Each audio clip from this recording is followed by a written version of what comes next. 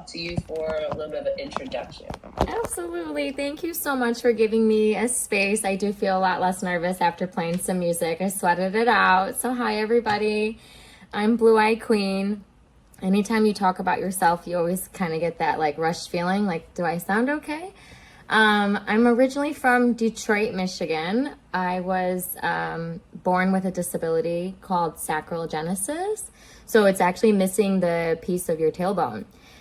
So I use adaptive devices to move around. And in today's interview, we're going to kind of go into further detail about my disability and working in the Web3 world. You know, a lot of times I like to say that they just see like above you, like how an iceberg is. Like you can only see 10% because when you're on the internet, you just see your PFP. So a lot of folks actually don't know that I have limitations, etc. But I don't let that define me. And so I'm really excited to be able to give an intimate interview. I've never been able to share in this capacity. So if anybody wants to jump on the mic as we're going through questions and ask like more details about things, I'm open and I'm honest and I'm genuine. And I'm really excited to be able to pair up with Remix. And I want to give a couple shout outs to the folks that joined in. We got Liz, screenwriter, my sis Popple, Blue, Quantum, Ron, and of course Cass. Like, it's so awesome to be here and share this space with you. And feel free to dive in. So thanks so much, Remix. Thank you. I want to shoot it over to Popple that just joined us on stage and say GM to you. Hey, Popple, thank you for coming. I'm come here for support and come here for listen and come here for learn. The best. You're in like 5 places at once, Popple. I see you, girl. Yeah, I will try my best. Thank you so much for being here. I love having it. It's such a supportive group. Yes, thank you for being here, Popple. Thank you for all that both of you do with Marcoms and behind the scenes and the many Telegram groups that I know exists in the BAYC community. Quantum variant is very much so in all those different groups as well. So I don't know how you guys keep up with that, as well as the main Discord, where it still moves a mile a minute. So just appreciate both of you. Love the Wild West. Well. Yeah, we love the Wild West. The wildest. Yes, we get up. The wildest, though. That's why my PFP has the cowboy hat. Rodeo by day, rager by night. That's perfect. So let's kick it off about some questions of Yuga. And I wanted to bring up this word when you and I talked about resilience, right? And I want to hear, what role did resilience play in your career and your career transitions?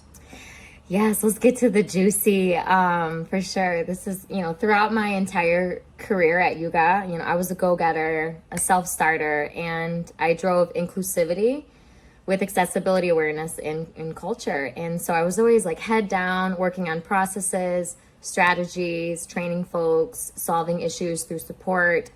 My team would describe me as a force. I'd come in and I was a manager, so I'd always have projects lined up.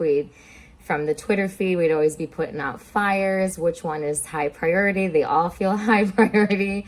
And one of my managers, she would share to me, like she said that every day I should be celebrated for something because I was brilliant, and that made me feel so amazing. And so, when the rift happened, when the layoffs happened, I was a bit surprised. It felt unreal at the time because before even the conversation with HR for layoffs, my badge was removed from Twitter. And I was like, oh my God, we're being hacked. And so that was one of my roles as a security person, is like making sure that the account was under control. And so, but then I had realized, oh, okay, there's actually something else going on. And so it's almost been 2 months now. It's taken me to this point to realize on the other side that it was meant for my pathway to be this way. Because I had spent 2.5 years at the office, and I was one of the first ones to join the team before we had a CEO, before we had a legal department, before we had a company meeting. So it was kind of like, being there with your hands and rolling up your sleeves and getting all that nitty gritty.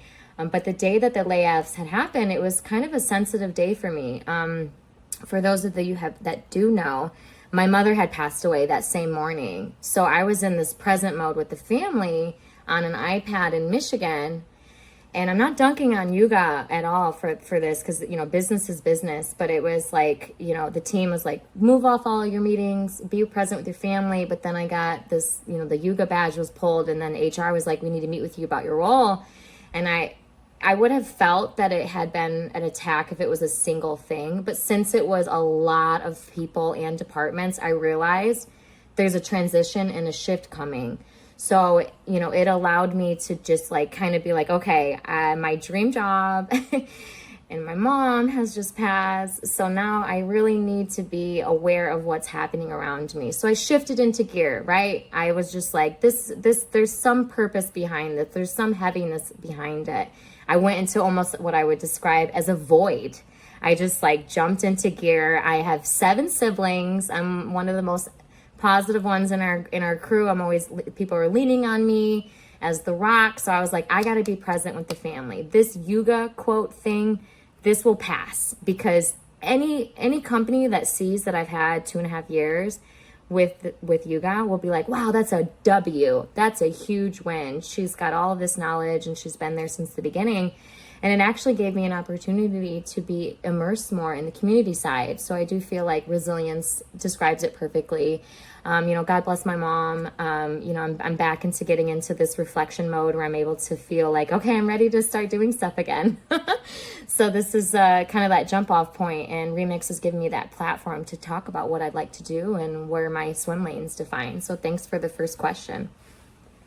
Oh, absolutely. And we really appreciate you sharing that. And sorry for your loss of your mother as well. And this is why that resilience word means a lot to you. And it was a big transition for a lot of people. And oftentimes we don't have space to hear what happened to individuals that were part of that squad, especially yourself that was there before the CEO and for 2 years.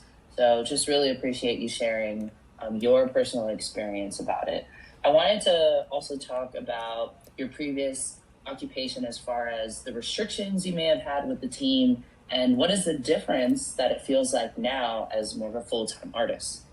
Ooh, okay, yes. Now I can kind of like get into the weeds a bit. You know, I started at Yuga Labs. I was hired as the social media manager for the Bored Apes. Like, can you believe it? It was like a dream job. It landed in my inbox as a LinkedIn DM. I shared with my closest friends, like, hey, I got this NDA and a job offer. And they were like, NFTs aren't a thing. The metaverse isn't going anywhere. You got to go file a police report and get your security number. I'm like, okay, haters. NFTs are a thing, and I'm still going to take this journey.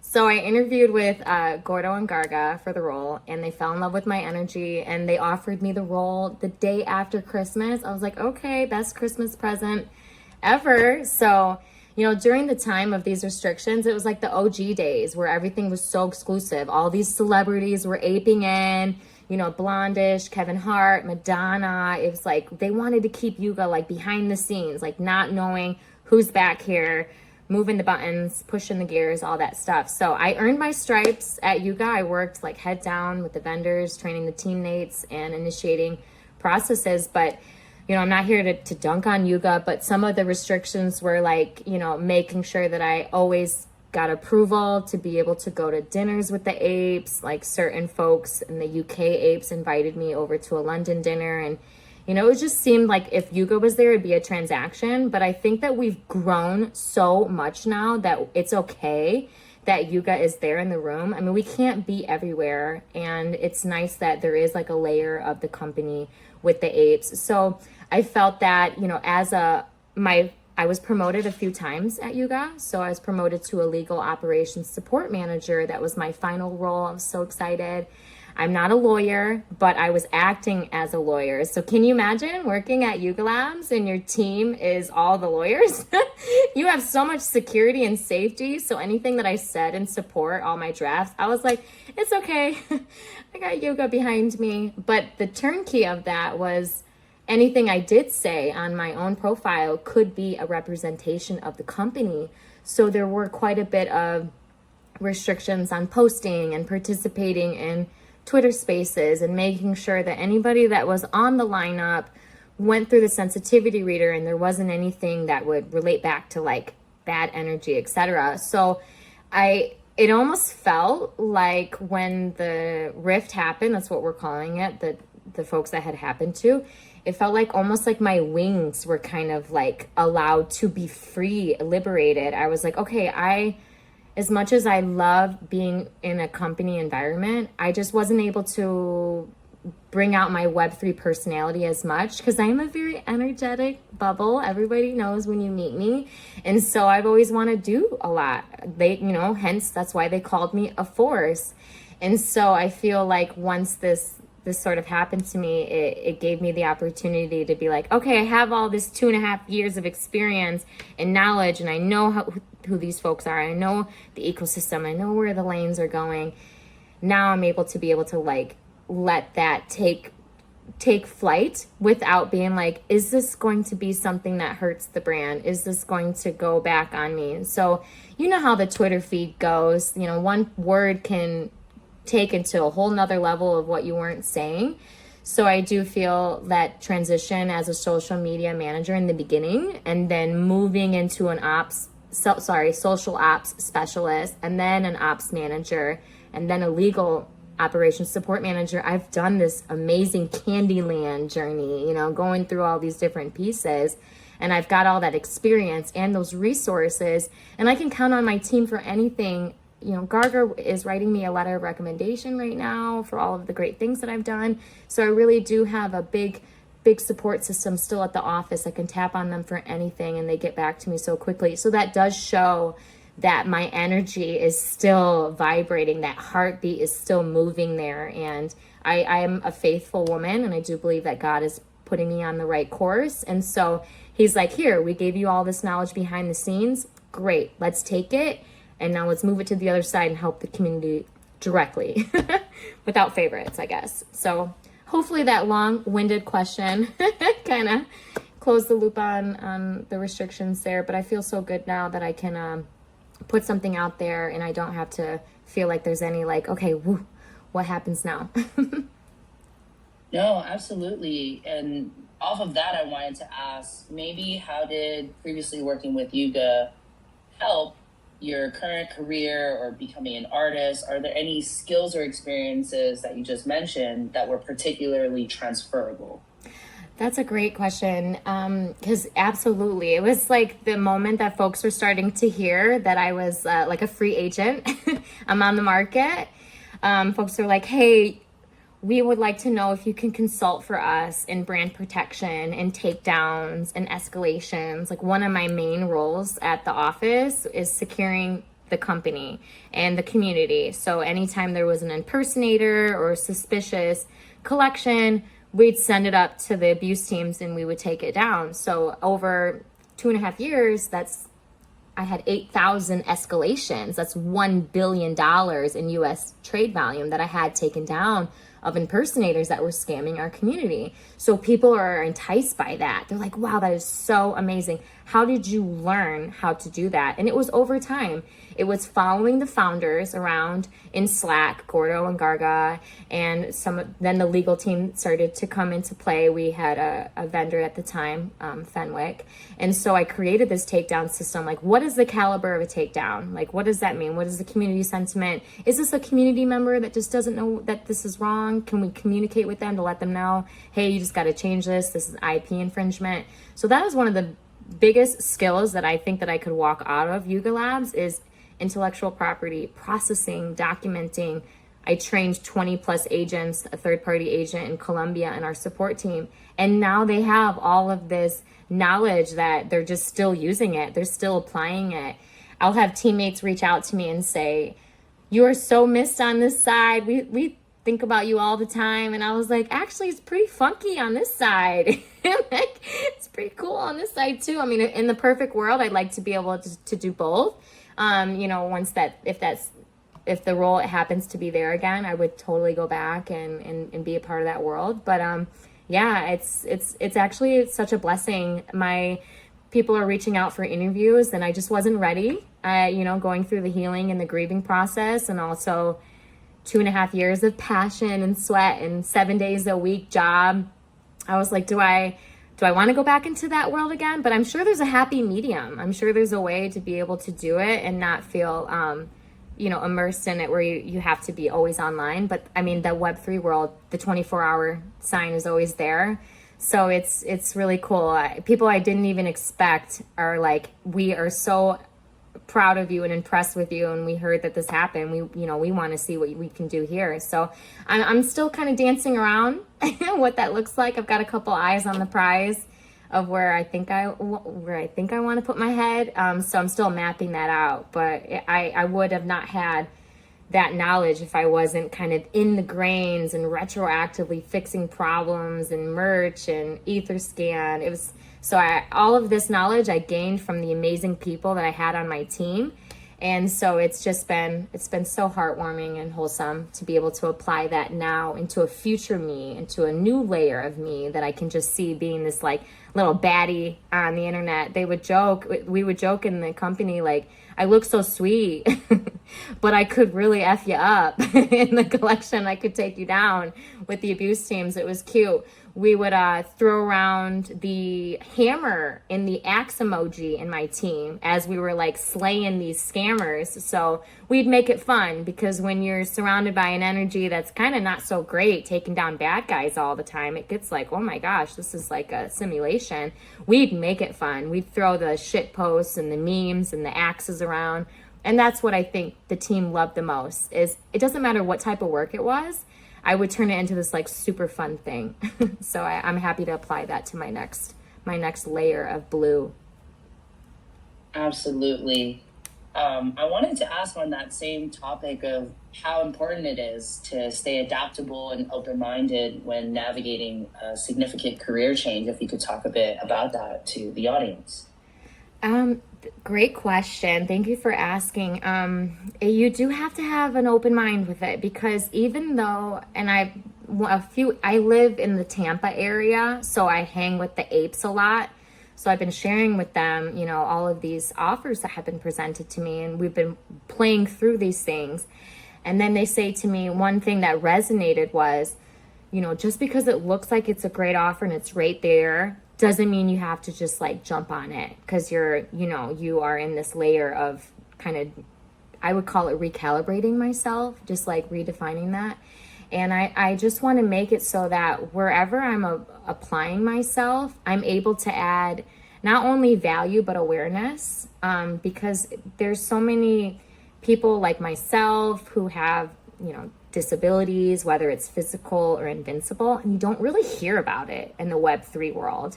And one of the things that I had created at Yuga was the DEIB committee, the logo, all of the first initial meetings. I even created the accessibility policies so that we're completely accessible at all of the events. And so for myself, for what I'm looking for, is I want to be able to apply that type of world to wherever I'm going, to make sure it's inclusive so that everyone can be there. We're all here together. There's no barriers to enter the door because they don't exist. So if I had to give some advice for others that are kind of in this other transition, do your research, check out what they're doing, look them up on social media, maybe, go through a couple rounds of different interviews of different folks that are working at that company, just to get a vibe check, because it's ultimately your intuition that will tell you if this feels good and if this is what's meant for you. I absolutely agree on the accessibility portion. Sometimes the space can be a little bit gated, both with entering into projects, but also physical spaces. And so I really appreciate that you think of that in the events and the planning, and making sure that that's the standard in any Ape Fest or event that you folks hold is a really, really big deal. So I wanted to personally appreciate you on that. I have a couple more questions on the Yuga side, and then I want to shift more to your artist side of you that we're here to all get to know. Ooh, absolutely. So, this is good. So I wanted to ask, I'm really enjoying every word you're sharing with us. And I wanted to ask, how has your life changed since making the transition? And do you feel more fulfilled in your new career as you're navigating it? Yeah, so this is a very emotional time for me because when you lose your mom is connected to you. You her are her heartbeat. So I lost my mom on the same moment as I lost my role. I was affected by my role. And then shortly after, my sister passed away from cancer. So I thought for sure that I was living in someone else's world. I'm like, this isn't my life. This isn't me. What's going on here? So I had to really shut myself down and say, okay, we're gonna make this, there's some positivity coming out of this. So I started creating like crazy. I pumped out 30 plus paintings. I framed them. I put beautiful sayings on them. And I just started going door to door to all the places in St. Pete, and they all welcomed it. They all welcomed my journey and my story. And I would not have been able to position myself into that if I didn't allow myself healing and grieving. So I went into my cave, and you can ask anybody, like my phone was in do not disturb for a month, which is like not like me, but I wanted to be present with my 7 siblings. And then also be present in my mind to be like, okay, this happened all at the same time. This is your journey of your role in your mother on the same day. There's purpose behind that.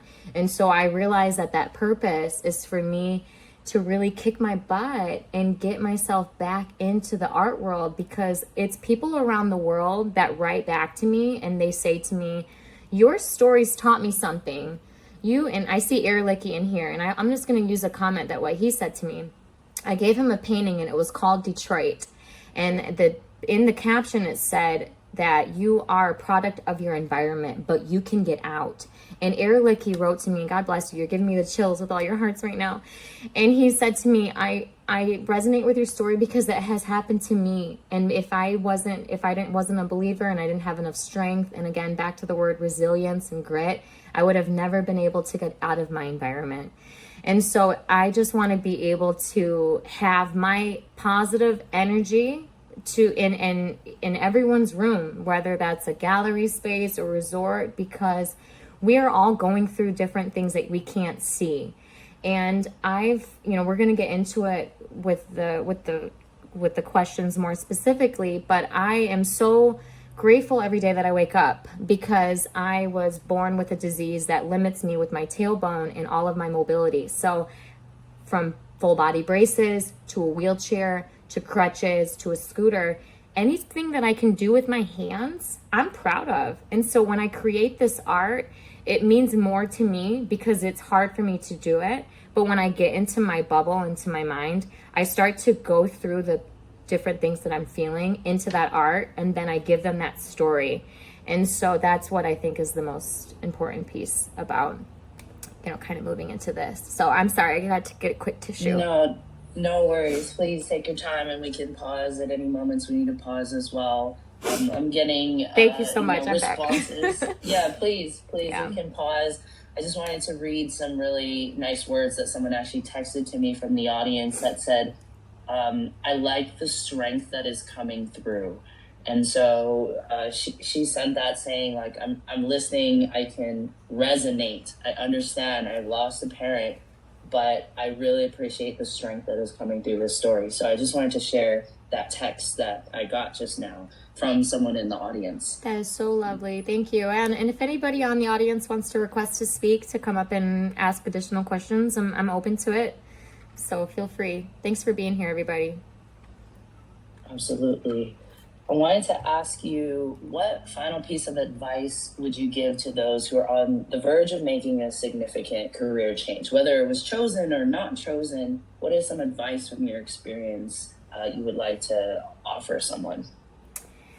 I think everyone is a bit different, to each of their own. But for me, I'm a faithful woman. I would consider myself an earth angel, to be able to give so much positive energy and still go through so many hardships through the day and have a strong smile. I love that. I would say you just really have to make sure that you don't let the world around you depict what your energy should be. Like the example of when I shared to my Miami friends, hey, I got this job offer. And they're like, that's a scam. Go to the police station. It's like, actually, I'm going to keep pursuing it. Go with what you think is best for you. Don't let other people tell you where you should be. You can allow the feedback and the mentorship and the advice and just get their thoughts on it. But if it's something that's really pulling you and your energy is like, wow, I get really excited about that. I get really excited. I go after it. I put a proposal together and I make, okay, here's all the things that I want to do with you. Here's how I can amplify my energy and my skills and my expertise and resources to help build you up. So my advice is, if you really want it and you really want to go after it, put something together for them, something concrete.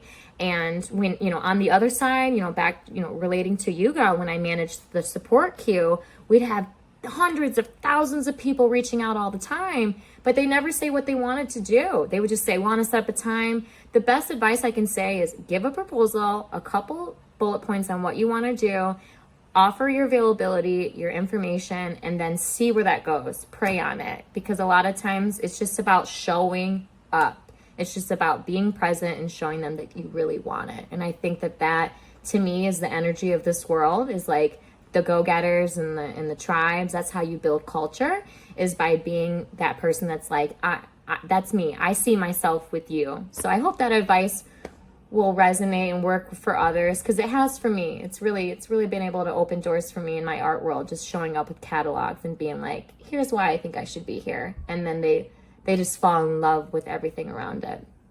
Good energy.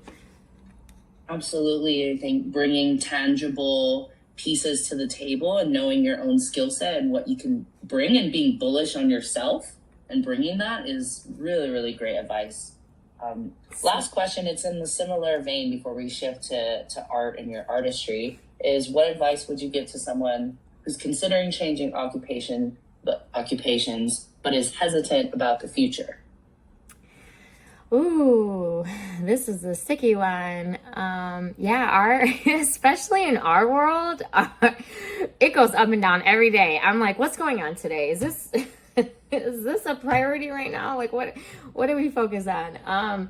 I would say, if, even with my adaptations from social media to legal, I didn't have any legal experience. Yuga was sending me to Udemy classes to learn agile project management and law essentials, because they wanted me to be stronger here. I would just say, if you're just not sure, do that same route. Like, go to Udemy, get some classes, go on LinkedIn and see if there's other networking groups that are doing what you're thinking about, and just see what people are writing. Because once you start to see what's out there, and if it's something that's like, okay, this looks like it could be up in my wheelhouse, yes, go and pounce on it. And it might be something completely different than what you're doing. Like, by the end of my career at Yuga, I was doing something that I never knew I thought I'd learn.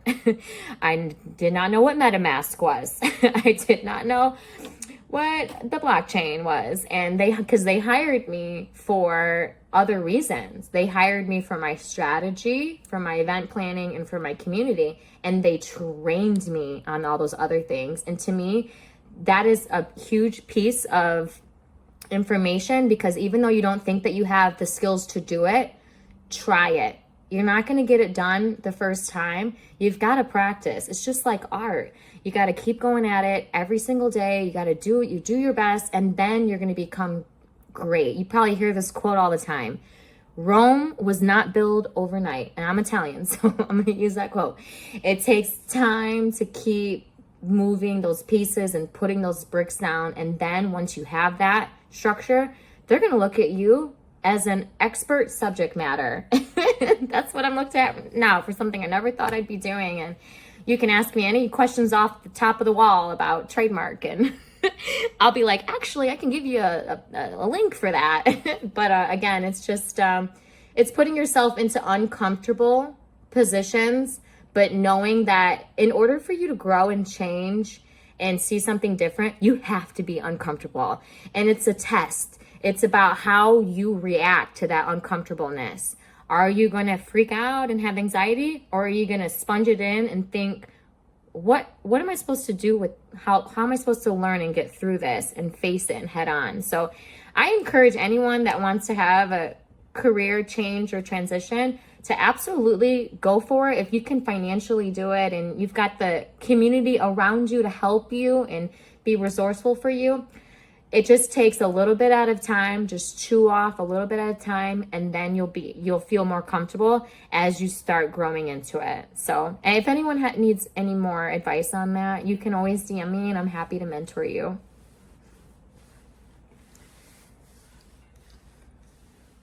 Oh, super bien. Let's see. Sorry, I was on kind of unmute for a second. I was about to play No, some I really music. appreciate that. And, it's also nice to hear the support from the team, from Yuga to their employees.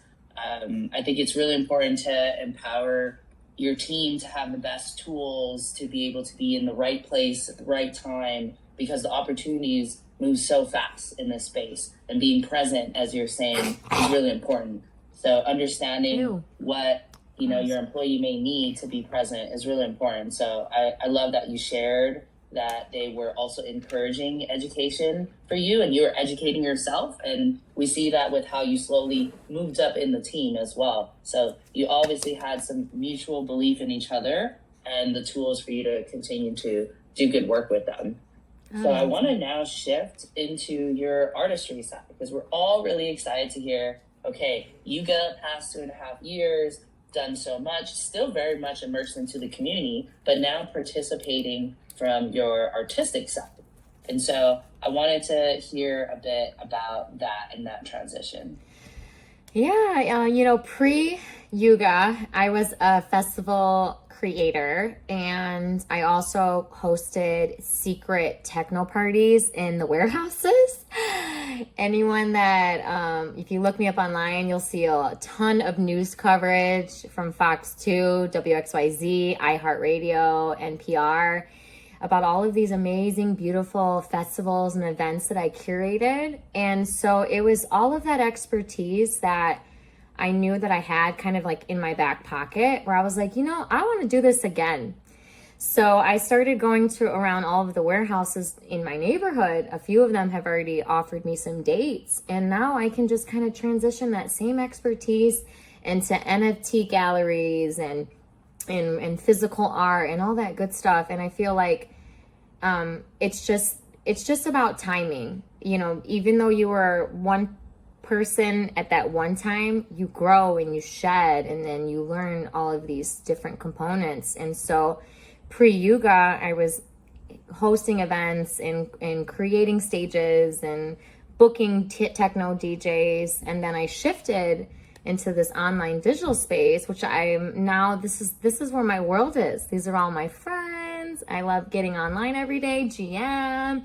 This is where my life is at. And I want to be able to adapt this Web3 world now with my IRL world here in the Tampa, Florida area. So I'm not sure what it looks like yet, but there's some things on the horizon for me on, what that looks like to be able to amplify my story as a disabled artist creating, but also integrating my Web3 folks into these NFT galleries in these warehouses. Because this is a quote that I always would say, I see the beauty in the broken. And that's why I spent so much time living in warehouses in Detroit. I'm from Michigan. I spent 2 decades downtown Detroit as an artist. They called it the Renaissance rebirth period, creating barbecues and the small things to start which led to these full-on festivals I had 4,000 people over 2 days. And to me, it's like 4,000 people want to know what is an accessible art festival. So that was awesome, that an idea that went to paper came into fruition. I hired a team off of Upwork. They contacted a bunch of sponsors in the area, and that's how we made it happen. It really was just a one-woman show. And now that I have that kind of in my lane, like, I can do this. I want to be able to tap in to the Web3 world and start integrating all of these pieces into my events to show that we are all connected. We are so close. Like, we can just pull up our phone and hey, boom, we're right there. Why not be able to have, your art in my world, and my art in your world, and your stories here, and we're all kind of sharing all these good vibes together, because we really do need to sprinkle the good positive energy out there. There's a lot of people that are hurting and they just don't know how to get help, and through art you can heal. And with these ideas of the events and this transition into being a community creator, I'm not really sure yet what my swim lane is, but I think I'm starting to jump into a couple of things to see what works, and then, you know, fly again into this amazing spirit that I am. But Absolutely. hope to keep everyone on tap with that. Yeah. Can you tell us a little bit more about your abstract art? I've been painting since I was 5.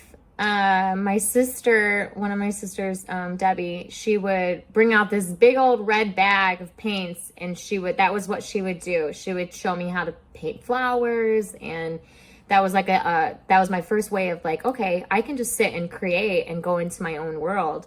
So at the age of 5, I started painting, and then it just began, you know, all through high school. I studied abstract art in college, and then I started participating in large events like Art Prize and Art Basel, and then it took off, the idea bubble. I was like, well, maybe I could do this in different parts of the world. So I started flying all over the place. Bali was my first country that I spent 1 year living, creating art, teaching art, and then allowing people to take my art and put it in, you know, one of the places is called the Gate 88. It's in Kuta. This is a really amazing spot. It used to be a techno after hours place, but they shut it down and they turned it into a co-working space. It's like airplanes are in there and all that. So it's been almost 8 years, and there's still people reaching out to me saying, I saw your artwork in Indonesia, and I just want to know, like, what inspired you to do these types of pieces? It's been so long, you know, you're still here. So to me, abstract art is like a time capsule. You can have that tangible piece, kind of like music. You can have this tangible piece, and with music, it's sound or it's vibrations if you have accessibility limitations. And so I can give my painting to someone, and then, you know, years later they can be like, I remember when you were in that era of your life. So I like that it's like a chapter or a time in my life, because I feel like as the world continues to spin and it's moving fast, it's moving faster, there's all kinds of things coming to life, I want to be able to always have this strong meaning for people when they read it. Like, if I can do it, you can do it. If I can do it and I can only use my hands, you can do it too. And so it just shows people, like, it kind of gives them this like, wow, okay, I'm going to put myself in the front seat now and I'm going to make it happen, because I saw that she has all of these extra layers to herself and was able to stretch canvas, load it, hang it, present it, throw parties. Yeah, it just shows it's all about your mind.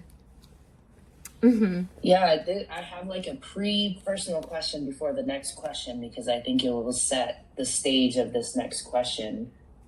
And the first question is, how long have you been disabled? Because the final question is, how does your disability influence or shape your artistic process and the way you approach creating art? But also just, I wanted to know how long you've had that. Was that since birth, or did you have certain challenges at different ages and stages of your life that you had to deal with?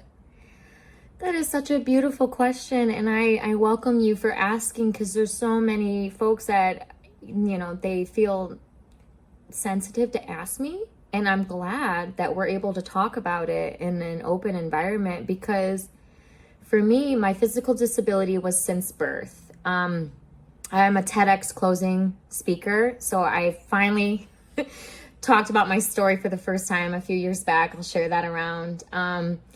It is quite the story. My biological parents, my mother that had passed is actually my grandma. She adopted me. So my biological parents there was some situations where I want to kindly say they just weren't ready for a daughter with a disability. So at birth, I was abandoned, and then I was flown from a helicopter in Traverse City to the University of Michigan Hospital. And that's kind of when that fighter heartbeat started, because I was in an incubator for a few months in the intensive care. And my grandma, my mom, I call her my mom, she would visit me, she would drive and come see me, breathing this life into me. And she already had 5 children of her own.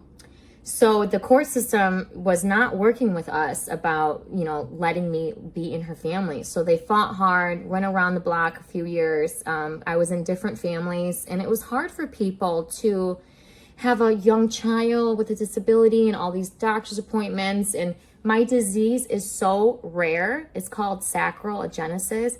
Less than 25,000 people in the world have surveyed to have this. It really was one of those moments where you're going to be one of a kind, and it's going to be very unique. So all of the research is going to be, from me, and I journaled and I did all these things. So, I'm so God blessed to have my grandparents, who are my mom and my dad, to adopt me and my 2 other blood brothers. And so when I first got into school, I was using like a wheelchair with full body braces. So I had to go to the orthopedics and get these braces created. And so the doctors would instill in me, you're not going to walk. This is going to be your world. And I was like, no, I'm going to be strong enough to walk. It's going to happen. So I did physical therapy while I was in 2nd grade. That's when I first started. The PT person would come in, take me from class. We'd go up and down the hallway. We do these arm stretches and all these things at 2nd grade. I knew at 2nd grade I'm going to be something different.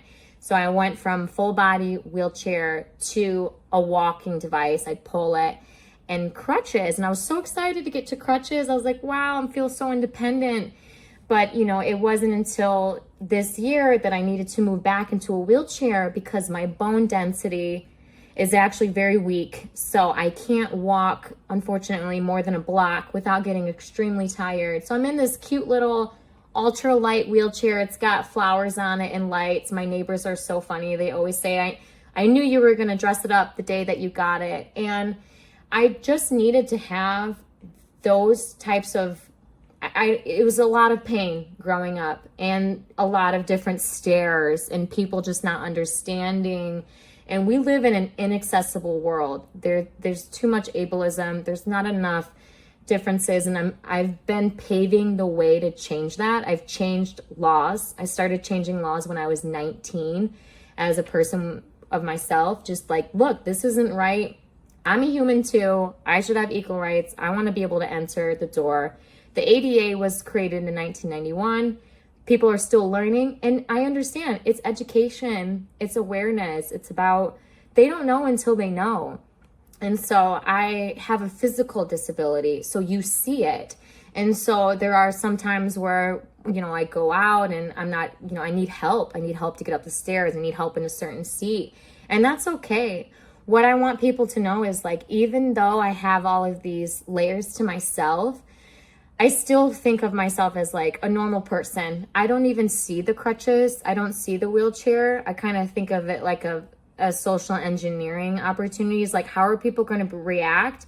Because I get 2 reactions. The first reaction is people are like, oh my God, I admire her. I love her. She's so awesome. Look at her go. Like, go girl. But then the other is, oh my gosh, like, she's disabled and she's got all of these things. Like, I can't stand her. And it happens to me quite a bit. I drive a sports car and I park in handicap. And so people don't see the waist down. So I've had people actually try to fight me in 8 Mile. They try, let's remember, because I'm a sharp tongue. And so I'm like, actually, I'm disabled. So I like slowly open the door and pull the crutch out. And you have to kind of disengage them. I don't want to breathe fire. I only want to just, whatever they're going through is a mirror of themselves. So if there's something that somebody wants to say that's hurtful to me, because I feel like every time I step outside the door, it's going to be 1 or 2 of those energies, I welcome it. I'm patient. I'm understanding. I'm going through this process of healing and shedding. And so if somebody wants to come and tell me all of these things, whether they're negative, positive, or relatable, I'm open to it. And so my disability has really given me an entirely new social lens on the world, because now when I'm traveling and I'm going in all these places, I offer recommendations and suggestions on ramps and access and all these other things. And people love it. They're like, oh my gosh, can I get your information? I want you to come back to us. I want you to know if the next time is this, because I don't want people to feel bad because they don't know. Sometimes it's just about education and awareness. Absolutely. I wanted to ask a few more questions, but I would also want you to implore the comment section. Some people have asked you some questions in here that I wanted to read as well. And when you have a moment, would love for you to comment and reply back to some of them might have popped out. I'm sorry, I don't know how to find that. Oh, no worries. You focus on the interview. Okay, yeah. Comments. I'll read it off to you. Okay, great, thank you. Because I only have the when you screen. have a moment. Yep. Yeah. This is from screenwriter Dave. He came in, one of the first people into the room. He was really excited for this. So he asked you a couple of questions, but I'll do a fun one. He said, how long have you had Coco? And Coco is your extension of yourself, as you said this morning, your little dog. You want to talk a little bit about Coco? Oh, absolutely. Everybody knows me being Coco. Coco has an international passport. She's a service dog. She's did 2 years of government training. I mean, this dog has her passport papers in Spanish and English. She's one of those, like, you can't touch her kind of people. She just knows.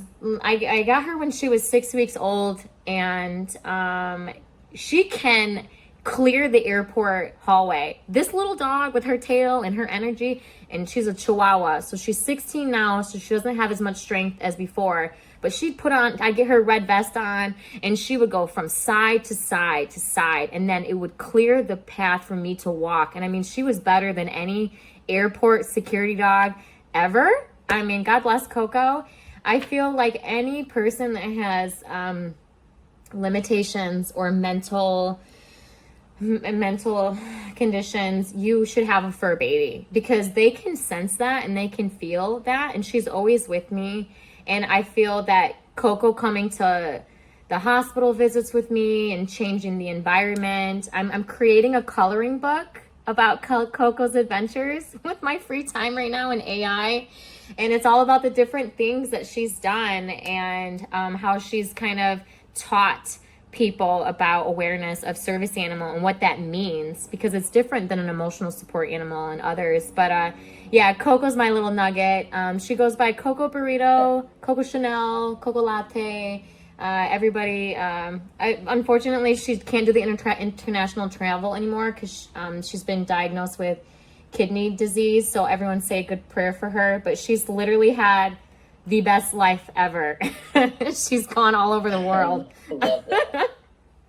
Yeah, Coco needs to meet Katrina's dog. She's an ape as well, and she takes her dog everywhere and travels. You need to have a doggy. Ooh, a doggy twins. day. Twins. Well, we have a few more minutes. I wanted to do a couple of things. I wanted to invite anyone on the space. Papa, I know you came to support, but if you wanted to say anything, as well as anyone in the audience that wants to come up or write in the messaging, we will answer some of those questions in there through comments if we missed you. And then I want to offer space for you, Blue Eyed Queen, to say one more thing. So I have one more question for you before I give you the floor to promote anything, share anything, thank anyone, and then we can get to that next part. So I wanted to ask if there's a particular piece of art that holds a specific or special significance to you, either because of its creation process or its message. Ooh, okay, sure. I'll talk about the one that I have in mind was in 2011. It was a skyline that I created of Detroit as an oil painting.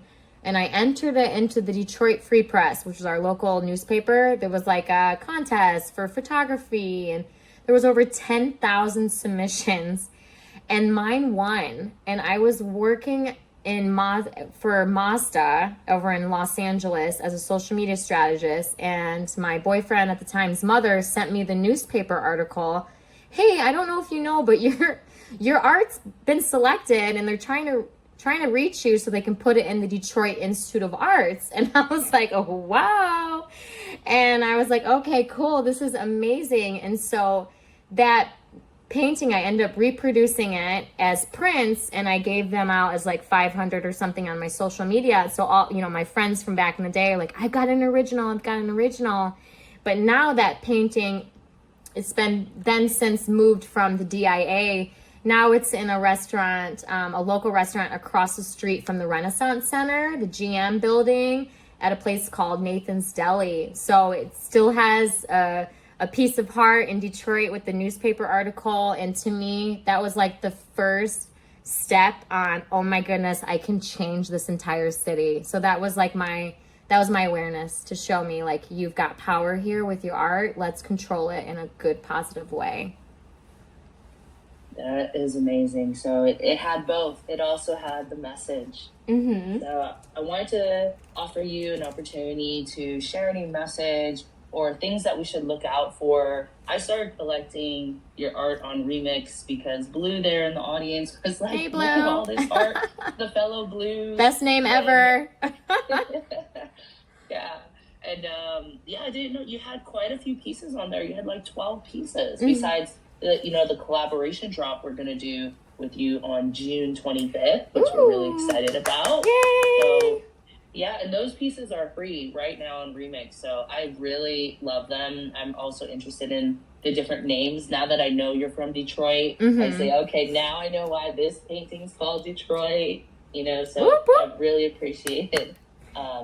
I have one other friend from Detroit. I don't know many people in Detroit at all. But I have one friend that is in Detroit as well. Mm-hmm.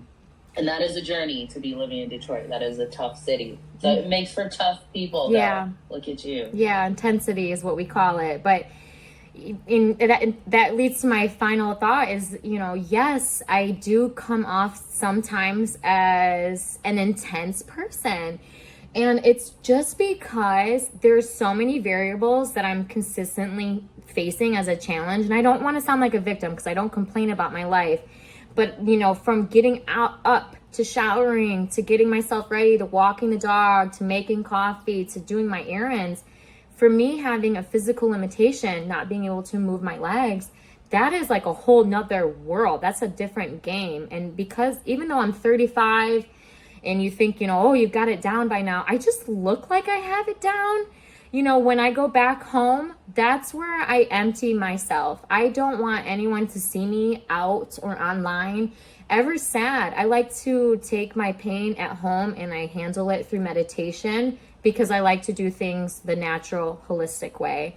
So if there are for some folks that you see and you interact with them and they have, it's kind of like a, intense energy, always remember, you don't know what people are going through until they tell you. And so I really appreciate today's spaces because this is the first time where I feel like I am walking on the other side. I'm walking on the wild side now where I'm not behind the curtain at Yuga Labs. I am on the front. I have a Web3 personality. I can shine, I can tweet, I can post, and I can embrace myself having a disability, and I don't feel like there's going to be any trolls coming at me or whatever. There's always going to be someone unhappy with what you're saying, but I do feel like I've kind of flourished into this beautiful moment of having a platform like Remix and my art being showcased and the drop coming on June 25th. That's going to be so awesome.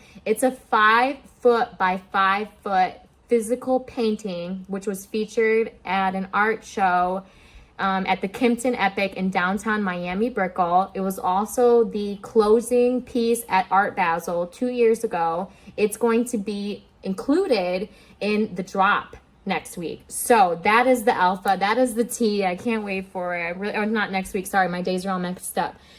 What is time? June 25th.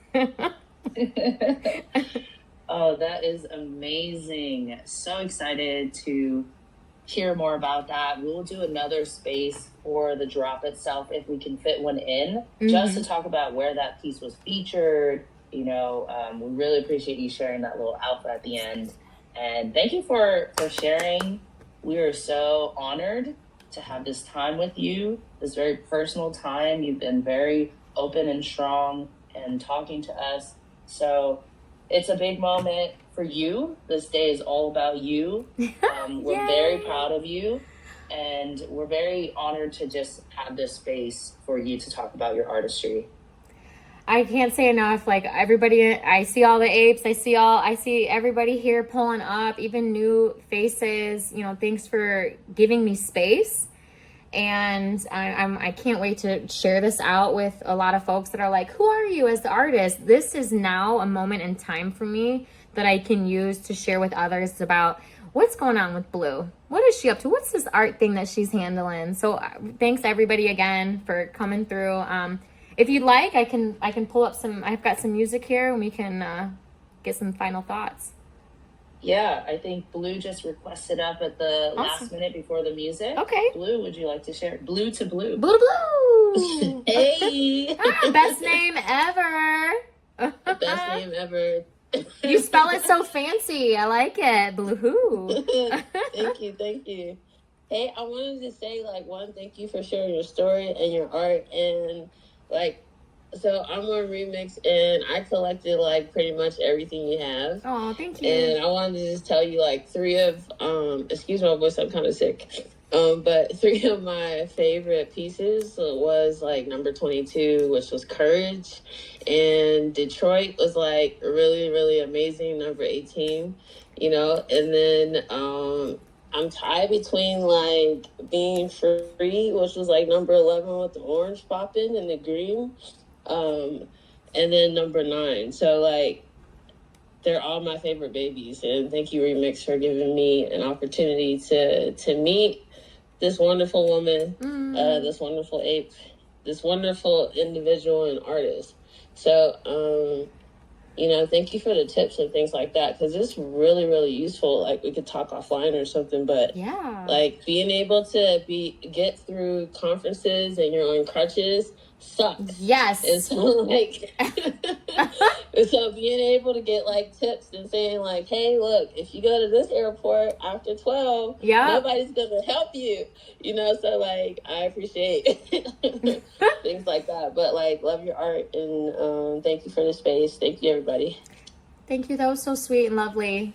Thank you for coming up.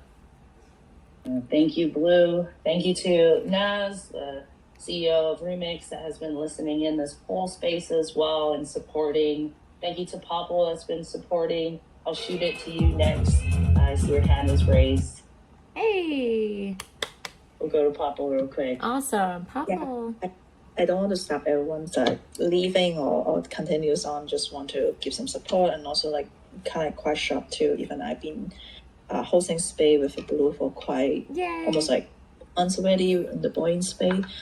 Just never hear about she share those story really her whole story about her life and everything. I just want to support her as a sister, not the partner, not anything. Just want to come here to support her, but at the same time I feel so powerful for her to share stories. Sometimes it's just sad. I've been in that position before when I worked on OpenSea, got laid off, and I totally understand what she had been to, but at the same time they're just why you need to be stay strong and why you need to be stick together. Web3 families, communities always amazing, so always have the opportunity to just come back again. And I think Blue is on the way. Blue is on the way, and let's continue to build. And I'm very proud of her, and that's it. And I'm very thankful for Remix to hosting this space. It was wonderful space. Yeah. Absolutely, Popple. Thank you so much. It's honestly Popple came to me when I was working at Yuga Labs, and she said the most beautiful thing. She said, you're one of the most positive people in our space. You've given us so much energy. And it was that screenshot that she said that helped me get into the Twitter spaces as a co-host. So if she didn't kind of plant those seeds, it all leads. Again, you plant those seeds, you grow, you really work at it. And and then I ended up finding out that Popple is this amazing, vibrant energy, and I'm like, oh my gosh, she's my sis. So we're always together now, and appreciate everything that she does and what we're continuing to do. This is just the beginning. We're gonna have more artists to be able to help shine and amplify. And this was a very intimate session for me, but I feel like unless you tell your story, someone else is gonna write it for you. So I really appreciate to be able to share what I wanted to from my own voice. Absolutely. Well, thank you so much. Thank you to the hosts. Thank you to Naz and Remix and the whole team. Shout out to Cap that's been popping in and out of the space too, showing his support. He does his early rooms every morning with Steve.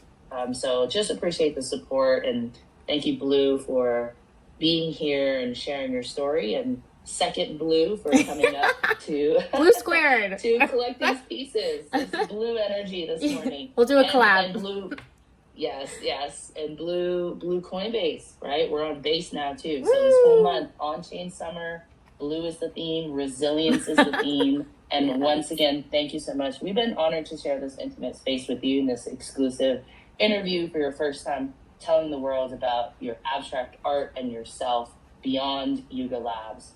So thank you so much, and we'll end with your music. Thank you, fam. Happy Friday, everybody. Nas, what's up? Cass, I love you guys, Mike. Woo.